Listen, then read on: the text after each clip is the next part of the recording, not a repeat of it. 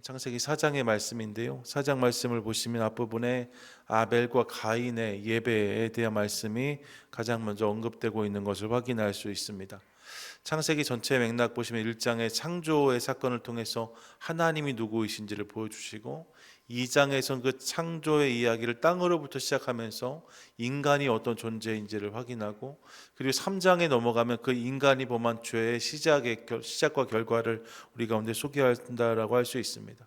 그리고 에덴에 쫓겨나는 장면이 3장 마지막에 나오고, 4장으로 넘어가면 그렇게 에덴에서 나온 사람의 모습 가운데 하나님이 주목하신 첫 번째 행위로 예배를 소개하고 있는 것을 확인하게 되어져요. 하나님이 우리 가운데 가장 주목하신 행위가 예배였다라고 말씀하고 있는 거죠. 이 사실을 먼저 기억하고 싶고, 그런 맥락에서 아벨과 가인의 예배가 언급되어지는데, 하나님이 인간의 삶 가운데 가장 먼저 주목하신 행위가 예배였는데, 그 예배에 대해서 이야기할 때 무엇을 말씀하시는가? 하나님이 받으시는 예배가 있고 받지 않으시는 예배가 있다라고 말씀하고 있습니다. 찬양 예배, 열린 예배, 이런 예배를 말씀하는 게 아니라 받으시는 예배와 받지 않으신 예배가 있었다라고 말씀하잖아요. 아벨의 예배는 받게 됐고 가인의 예배는 받지 않으셨다라고 말씀하니까요.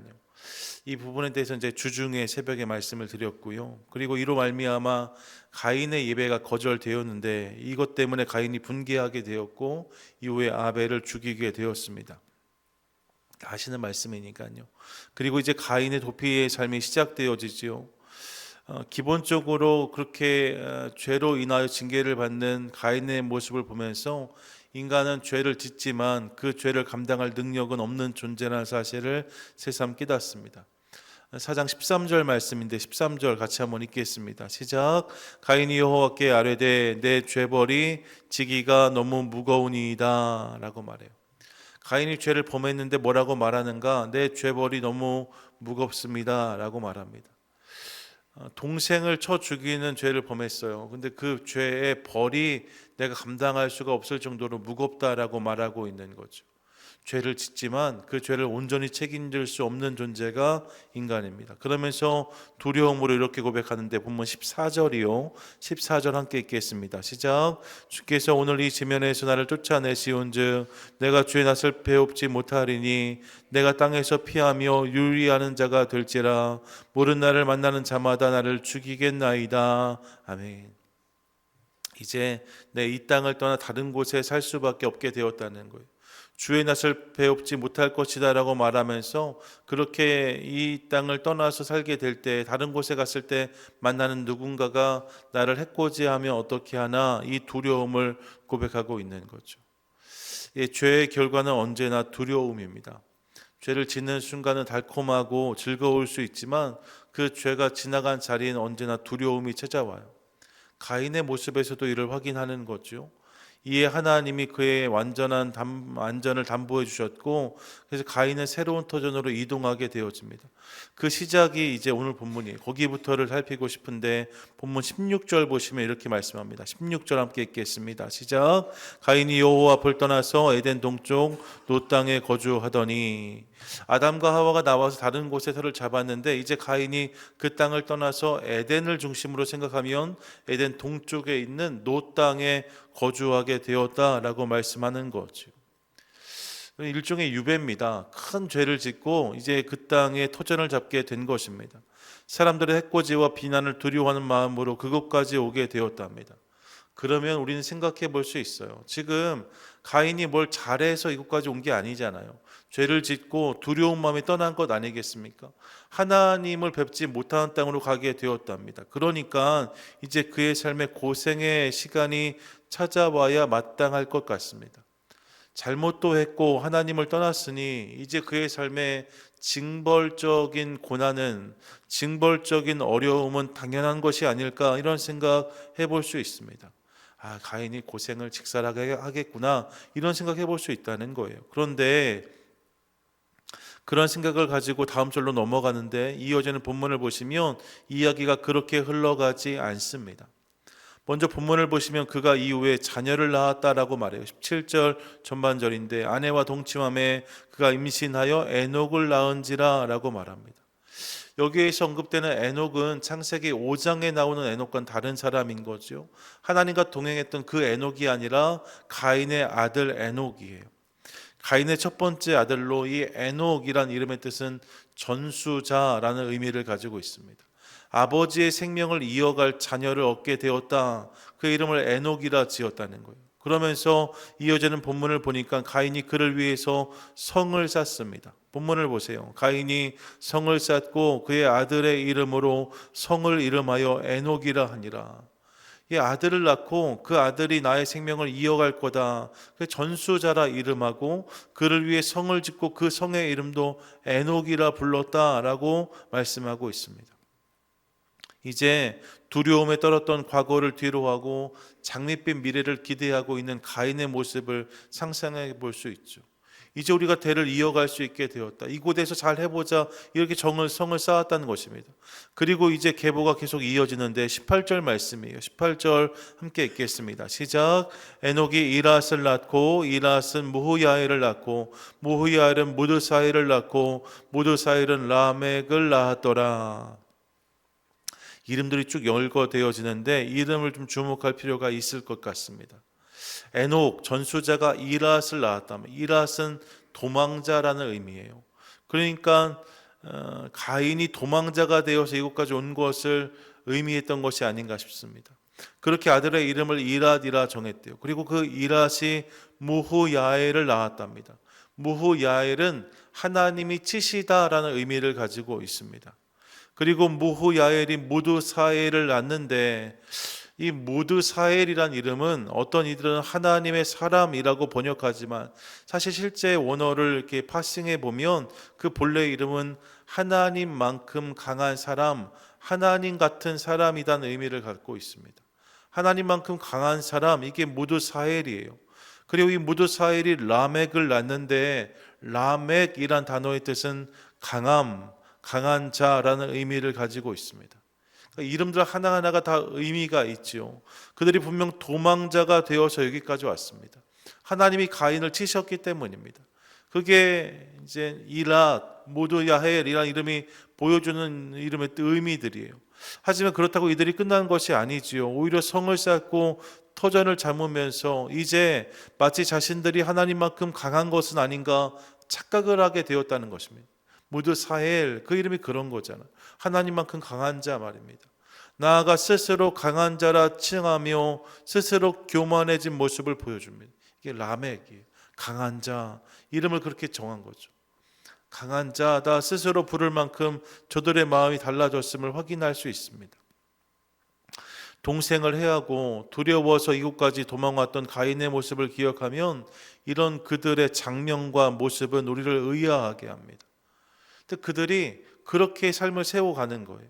처음에 분명히 도망자였고 하나님 우리를 치셨다라고 말했지만 이제 성을 쌓고 자리가 잡게 되어지면서 우리가 하나님만큼 강한 것이 아닌가, 우리는 정말로 강한 자들이다, 이렇게 고백하는 자들이 되었다는 거죠. 뿐만 아니라 이어지는 본문을 보세요. 이제 인류 최초로 두 아내를 두었던 라멕의 이야기가 이어지는데 19절입니다. 19절 함께 읽겠습니다. 시작. 라멕이 두 아내를 맞이하였으니 하나의 이름은 아다요 하나의 이름은 실라였더라. 이렇게 말해요. 하나님이 분명 아담에게 하와라는 한 아내를 허락하심으로 한 남편과 한 아내의 연을 말씀하셨고 허락하셨는데 라멕은 인류 최초로 스스로 두 여인을 취하여 아내로 삼습니다. 스스로 자신 마음대로 인생을 결정하고 있는 모습을 보여주는데 그렇게 취한 여인의 이름이 하나는 아다였고 하나는 실라였답니다. 여러분, 이 두 여인의 이름도 의미가 심장하지요. 아다라는 이름은 장식이라는 의미를 가지고 있습니다. 무언가 화려한 것, 눈에 보여지는 것, 이게 아다라는 이름의 의미예요. 실라라는 여인을 취하였다는데 실라라는 이름의 뜻은 그림자, 그늘이라는 의미입니다. 무언가 은밀히 행하는 일들, 은밀한 곳에 있는 것을 의미하는 거죠. 그런 여인들을 아내로 삼았다는 거예요. 예, 저들의 삶 가운데 하나님 원하시는 기준은 없고 오직 내 눈에 좋은 것, 나를 즐겁게 하는 것, 은밀한 게 나의 만족을 채워주는 것들에만 관심이 있었던 그들의 모습을 확인할 수 있습니다. 라멕이 그런 여인들을 둘이나 취하여서 아내로 삼았다는 거죠. 그리고 이제 그녀와의 사이에 태어난 자녀들의 이야기가 20절부터 22절에 소개되어지는데, 20절 보시면 먼저 아다의 아들 둘의 이야기가 20절 21절에 등장하게 되어져요. 20절에 나오는 이름이 야발이죠. 야발을 낳았다 하는데, 야발이란 이름은 신의 물이라는 의미를 갖습니다. 물이 흐르는 곳, 그래서 저가 목축이네, 목축을 하는, 가축을 치는 자의 조상이 되었다라고 말해요. 21절에 그의 아우의 이름이 유발이라고 하는데, 유발은 기쁜 소리 혹은 환희라는 의미를 갖습니다. 기쁨으로 터져 나오는 소리라는 것. 그래서 저가 수금과 퉁소를 연주하며 유흥의 조상이 되었다 합니다. 악기를 연주하고 이렇게 함께 즐기는 자리의 조상이 되었다는 거예요. 그런가 하면 실라의 아들은 두발 가인이라고 언급되어지는데, 두발 가인이란 이름은 대장장이라는 의미입니다. 본문이 보니까 구리와 쇠로 여러 가지 기구를 만드는 자였다라고 말해요. 저가 무언가를 만들어내고 그것을 살아가는 이들의 조상이 되었다는 거죠. 두발 가인의 누이는 나아마였다고 하는데, 이 나아마는 즐거운 유쾌한이라는 의미입니다. 저들의 삶이 신나고 즐거운 인생이었음을 알 수 있는 부분이에요. 겉으로 보여지기 그랬다는 거죠. 예, 여러분, 성을 짓고 똥똥거리며 살아가며 스스로 강한 자다라고 말합니다. 마음에 드는 여인들을 멋대로 둘이나 아내로 취하고, 그녀들을 통해서 낳은 아들들의 이름을 보니까 하나 목축을 하는 자의 조상이고, 또 유흥을 즐기는 자의 조상이고, 또 대장장의 조상이 되었다라고 말합니다. 이제 모든 것들 하나하나를 다 채워가기 시작해요. 별로 불편한 것이 없어 보입니다. 부족한 것이 없어 보입니다. 이것이 그들의 모습이었다라고 말씀하고 있는 거죠.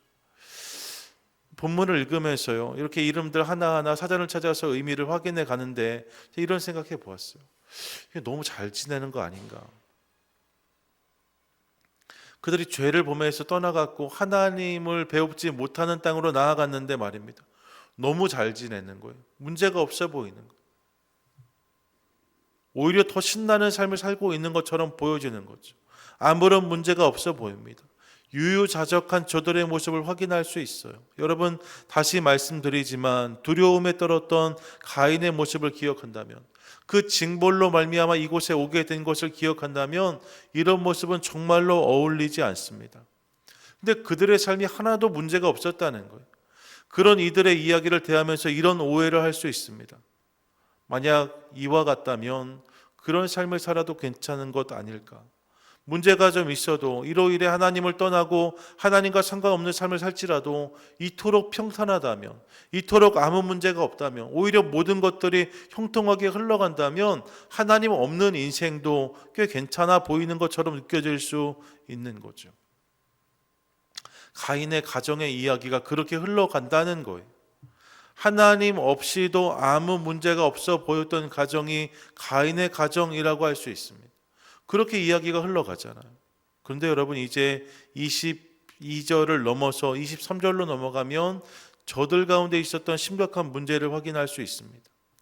실은 그렇지 않았다는 거예요. 어떤 문제를 만나는가? 23절입니다. 23절 함께 읽겠습니다. 시작. 라멕이 아내들에게 이르되 아다와 실라여 내 목소리를 들으라. 라멕의 아내들이여 내 말을 들으라. 나의 상처로 말미암아 내가 사람을 죽였고 나의 상함으로 말미암아 소년을 죽였도다. 아멘. 본문을 보세요. 모든 것을 다 갖고 누리는 것처럼 보였던 라멕이었습니다. 강한 자, 이게 라멕이잖아요. 그런데 본문을 보면 그가 또다시 누군가를 죽이는 죄를 범했다라 고백하고 있는 것을 확인합니다. 나의 상처로 말미암아 내가 사람을 죽였고 나의 상함으로 말미암아 소년을 죽였다라고 말하니까 이것이 두 사람을 해했다는 의미인지, 아니면 내가 사람을 죽였는데 그가 젊은 사람, 즉 소년이라는 의미인지는 명확하지 않습니다. 분명한 것은요, 라멕이 상처를 입은 것 정도였는데, 상함을 입은 것 정도였는데 이로 인해 상대를 죽이게 되었다라고 말하는 거예요. 라멕이 지금 죽은 게 아니잖아요. 상함을 입게 되었는데 훨씬 더 크게 그를 보복하여서 상대방을 죽이게 되었다라고 말하고 있는 거죠. 그의 안에 있는 죄성을 확인합니다. 분노, 무절제, 폭력성들이 여실히 드러나고 있는 거예요. 그런 모습이 저에게 있는 것을 보는 거죠. 그러면서 24절이 이렇게 말하는데 24절 함께 읽겠습니다. 시작. 가인을 위하여는 아벨이 7배일지라도 라멕을 위하여는 벌이 77배이로다 하였더라. 아멘. 가인과 똑같은 모습이 반복되고 있는 거죠. 죄로 인해 두려워하는 저의 모습을 확인할 수 있습니다. 라멕이 지금 자신에게 무언가를 잘못했다는 이유로 누군가를 쳐서 죽이게 되었는데 이로 말미암은 죄책과 두려움이 삶에 몰려오기 시작하는 거죠. 그래서 가인을 위하여는 벌이 7배인데 나를 위하여는 77배라고 말하고 있는 이야기를 듣습니다.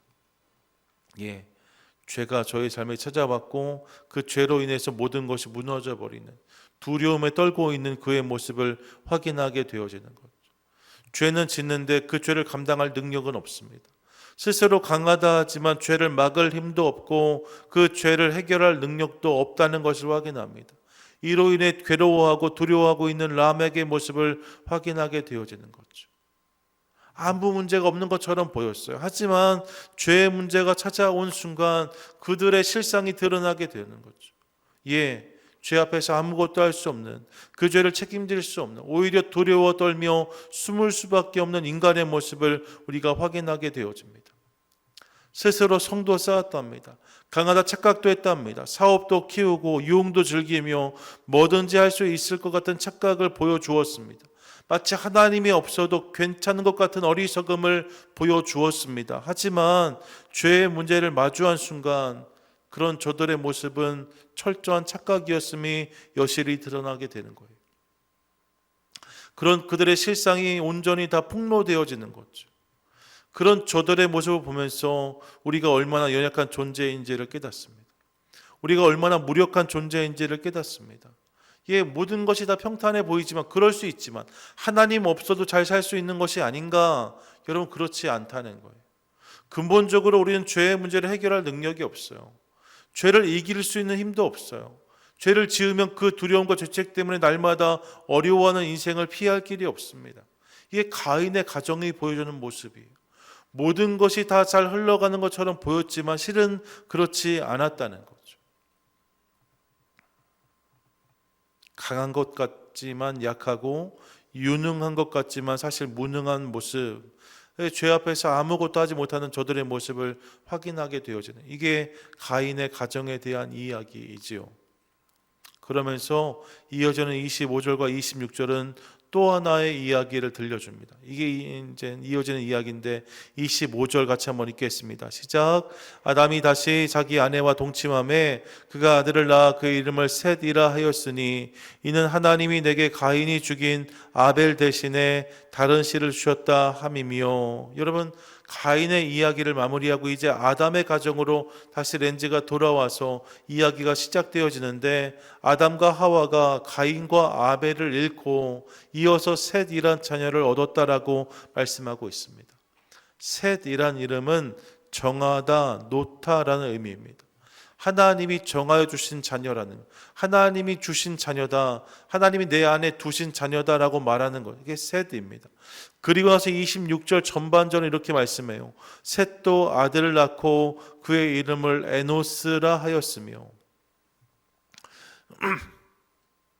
셋이 아들을 낳았는데 그 이름을 에노스라 했다라고 말씀합니다. 에노스의 이름은 무엇인가? 에노스는 사람이란 의미를 갖습니다. 셋이 아들을 낳았는데 이름을 사람이라고 지었다는 거예요. 그런데 여러분, 본문을 보시면 생각할 부분이 있는데 사실 오늘 본문 속에서 사람을 의미하는 단어가 세 가지 등장해요. 근데 이게 다 각각의 의미를 가지고 있는 거죠. 첫 번째, 사람이라는 의미를 가진 단어가 아담입니다. 아담, 이게 사람, 인간이라는 의미예요. 근데 아담은 아다마에서 왔다고 알려지잖아요. 아다마라는 단어가 흙, 먼지, 티끌이라는 의미거든요. 그래서 아담이라는 단어의 의미는 사람은 사람인데 어떤 사람인가? 흙으로부터 지음받은 존재, 이게 아담이라는 단어의 의미입니다. 둘째로 23절에 보시면 사람을 죽였다라고 말하잖아. 이때 이쉬, 라멕이 사람을 죽였다. 이때 단어가 이쉬라는 단어인데 이 이쉬라는 단어는 남자라는 의미를 가지고 있습니다. 장정을 죽였다는 의미인 거예요. 끝으로 오늘 본문의 에노스, 이게 사람이라는 의미인 거죠. 그러면 이 에노스도 그냥 사람이 아니라 어떤 사람이라는 의미를 가지고 있을 텐데 어떤 의미를 가지고 있을까? 여러분, 에노스는요, 연약한 사람이라는 의미를 가지고 있습니다. 연약한 존재, 부족한 존재, 끝이 있는 존재로서의 인간, 이게 에노스라는 단어예요. 그래서 흔히들 이 에노스라는 단어를 죽을 수밖에 없는 존재로서의 인간으로 해석합니다. 에노스란 말은 우리가 죽을 수밖에 없는 연약한 존재로서의 인간이다라는 고백이 그 안에 담겨져 있다는 거예요. 연약한 존재. 이렇게 생각하니까요, 누가 떠오르는가? 라멕이 다시 떠올랐습니다. 라멕과 정반대 아닙니까? 가인의 가정에서 태어난 라멕은 강한 자라고 이름을 붙였답니다. 그런 줄 알았어요. 그런데 하나님이 주신 자녀를 통해 얻었던 에노스, 셋의 아들은 에노스라고 이름을 불렀답니다. 연약한 자라고 불렀다는 거예요. 스스로 모든 것을 할 수 있다라고 하는 것이 아니라 오히려 자신의 한계와 부족함을 인정하며 나는 아무것도 아닙니다. 우리는 아무것도 아닙니다는 고백을 이 아이의 이름으로 정한 거죠. 에노스. 그러면서 이어지는 본문의 고백이 놀랍습니다. 26절 우리 한번 같이 읽겠습니다. 시작. 셋 또 아들을 낳고 그의 이름을 에노스라 하였으며 그때 사람들이 비로소 여호와의 이름을 불렀더라. 아멘. 이게 중요한 거죠. 뭐라고 말씀합니까? 그때 사람들이 비로소 여호와의 이름을 불렀더라 라고 말씀해요. 예, 이것이 에노스라는 이름을 지은 다음 저들의 모습이었다라고 말씀하고 있습니다. 스스로 강한 자라 했던 이는 결국 죄 가운데 빠져서 두려움 가운데로 들어가는 인생을 피할 길이 없었는데 스스로 약하다 고백했던 이들은 이를 통해 여호와의 이름을 부르고 찾는 인생이 되었다라고 말씀하고 있는 거죠. 라멕, 강하다 말했던 자, 그의 삶에 정말 부족한 것이 없었던 것처럼 보입니다. 하지만 결국 그가 죄의 문제 때문에 꼬꾸라지고 두려워 떠는 인생으로 귀결되는 한편 에노스, 약한 자라 고백했던 인생은 이를 통해서 하나님을 찾고 부르는 인생이 되었다라고 말씀하고 있는 거예요. 그리고 우리가 이미 아는 것처럼 하나님의 역사는 그 라멕이 아니라 에노스의 계보를 통해서 이어지는 것을 확인합니다. 오늘 본문을 통해서 하나님 우리 가운데 하신 질문은 분명합니다. 우리는 오늘 라멕으로 살고 있나 에노스로 살고 있나 물어보세요. 여러분 하나님 앞에서 라멕이십니까? 에노스이십니까? 스스로 강하다 착각하며 이렇게 저렇게 즐기는 삶을 살다가 결국 죄의 문제를 마주할 때마다 그 문제 때문에 어떻게 그 문제를 감당하거나 해결하지 못하고 두려워하고 후회하는 인생을 살고 계십니까? 아니면 스스로 연약함을 인정하고 고백함으로 날마다 주님을 부르고 찾으며 그분께 쓰임받는 인생을 살고 계십니까? 여러분, 하나님 없어도 내가 충분히 강하다, 이게 라멕이고요. 하나님이 아니시면 나는 아무것도 할 수 없습니다. 이게 에노스입니다. 저와 여러분이 모두가 에노스, 그 인생을 살아가는 귀하고 복된 성도가 될 수 있기를 간절히 소망합니다. 강하다 하는 자의 삶 가운데 은혜가 임하는 것이 아니고요, 연약합니다, 부족합니다, 주님이 필요합니다 고백하는 인생 가운데 그분의 은혜가 임하는 줄로 믿습니다. 오늘 본문을 통해 주님 우리 가운데 그렇게 말씀하세요. 라멕이 아니라 에노스로 살라고 말씀하십니다. 강하다 말하지 말고 약하다 고백함으로 하나님을 찾으라 말씀하십니다. 그럼 그 인생 가운데, 그 삶의 여정 가운데 하나님이 은혜를 주시겠다 말씀하시는 거죠. 바라기는 오늘 말씀을 기억하며 그렇게 주님을 부르고 우리의 연약함을 인정하는 것을 통하여서 오늘 주님이 내 삶 가운데 담아주시는 놀라운 역사와 은혜, 이야기를 누리는 우리 모두 될 수 있기를 간절히 소망합니다. 같이 한번 고백하시죠. 나에게 주님이 필요합니다. 시작. 나에게 주님이 필요합니다. 여러분, 이게 에노스입니다. 주님 없이도 라멕이고요. 나에게 주님이 필요합니다. 에노스입니다. 바라기 오늘 새벽 주님, 우리는 연약한 자입니다. 그래서 당신이 필요합니다. 고백하는 에노스 되는 것을 통하여서 그분의 긍휼과 위로가 우리 삶 가운데 임하게 되어지고, 이로 말미암아 주님의 능력으로 넉넉히 승리하는 인생을 살아가는 저와 여러분 우리 모두가 되시기를 주님의 이름으로 간절히 축원드립니다. 아멘.